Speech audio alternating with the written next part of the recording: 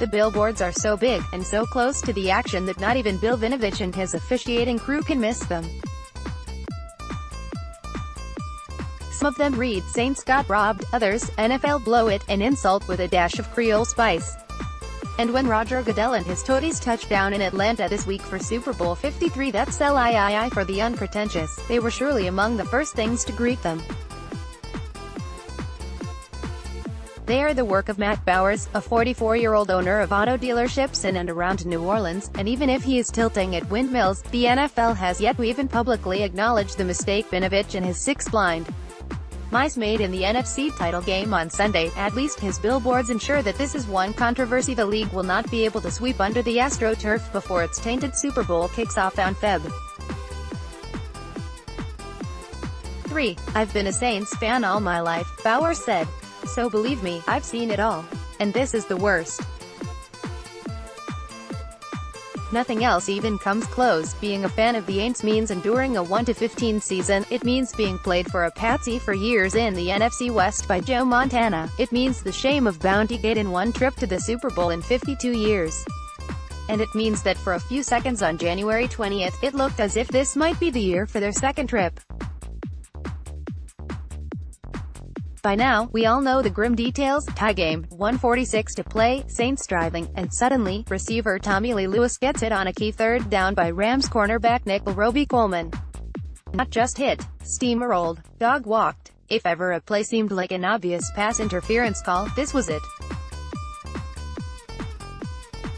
At that moment, I turned to my wife, high-fived her, and said, "We're going to the Super Bowl," Bowers said. Except they weren't. As the players like to say, no laundry. As we in New York like to say, nobody saw nothing. The non-call caused the Saints to settle for a field goal. Their defense allowed the Rams to tie it with 15 seconds left, and win it in overtime. Now, the only things going to the Super Bowl from New Orleans are Matt Bowers' 10 billboards, some clearly visible alongside I-75 leading to Mercedes-Benz Stadium in Atlanta, and one, the former site of a huge Delta Airlines ad, directly outside the ballpark.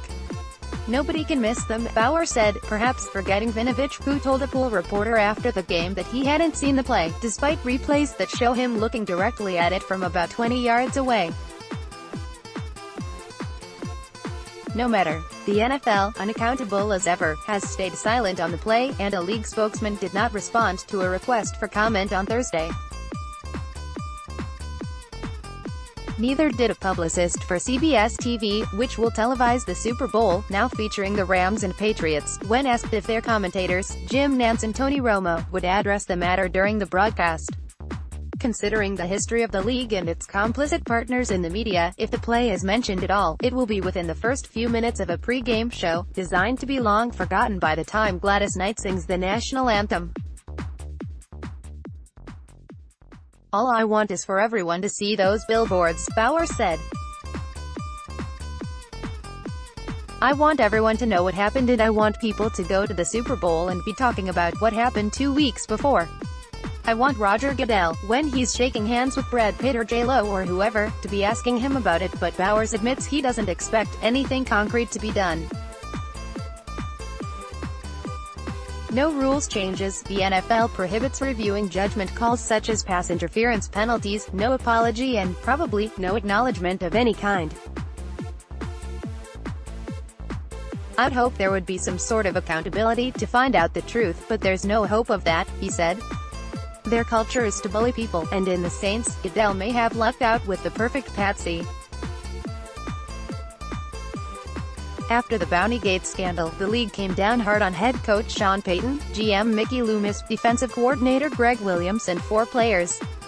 Sufficiently tamed, no one put up much of a stink about this, although Payton claimed that the league's head of officials, Alberto Riverin, admitted on a phone call that the call was blown.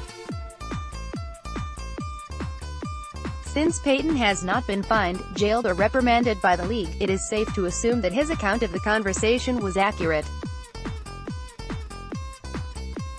And Saints owner Gayle Benson issued a fairly tough statement vowing to aggressively pursue rules changes, which is a lot more than Wellington Mara did when a blown call against the Giants in the 2003 NFC wildcard game against the 49ers cost them a trip to the divisional round.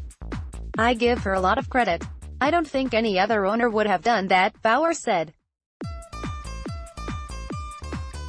She frankly questioned the fairness and integrity of the league, and if she was part of the good old boys club, she certainly wouldn't have done that. I don't expect her to be putting up billboards in Atlanta. That was a responsibility Bowers took upon himself.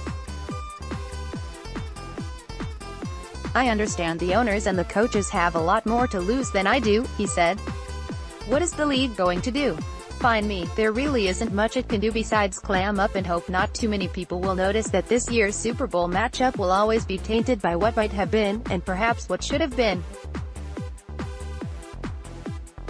There's no guarantee, of course, that had the correct call been made, the Saints would have gone on to win the game.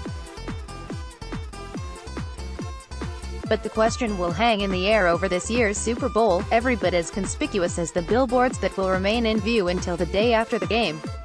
If that's all Matt Bowers gets for his investment, a rep for the billboard company told me the 10 signs cost Bowers tens of thousands of dollars, he will consider it money well spent.